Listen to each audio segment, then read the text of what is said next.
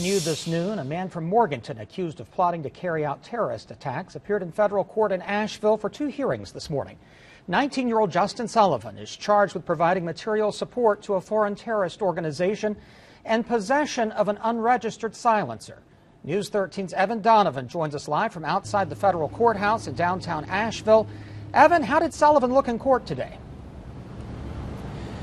Jay, he was quite disheveled. He was growing a light mustache. His hair was sort of all over the place, and he kept looking behind him at his parents in the front row, just catching an occasional glimpse. His mother was crying during the beginning and throughout the hearings today. His father sitting there quite resolute. It was, in fact, his father who was the first person to call 911 a few months ago to let authorities know that something was going wrong with his son. That led to an FBI investigation where FBI agents say Sullivan told an undercover agent that he wanted to kill up to 1,000 people, including having his parents killed.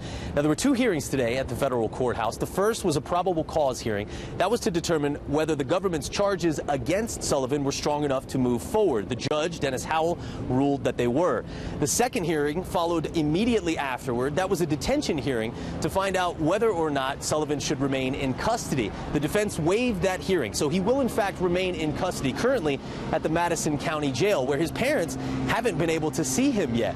I talked to his dad as they were walking to the car and asked him about his decision to turn in his own son.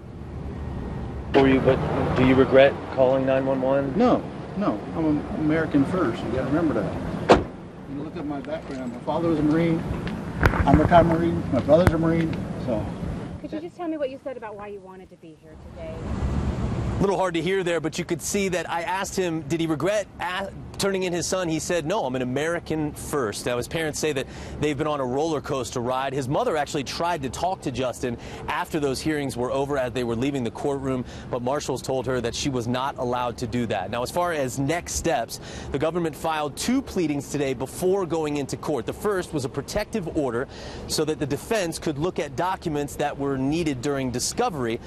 That was granted, and that pleading should move forward. The second pleading was for a sealed document, in fact, not something that's going to be made public, so we don't actually know what was in that document. The defense will have a week to respond to that government pleading. Then the government will get a week to respond to her reply, so we'll determine after those events take place when the next court date will be for Justin Sullivan. Reporting live outside the federal courthouse in downtown Asheville, I'm Evan Donovan for News 13.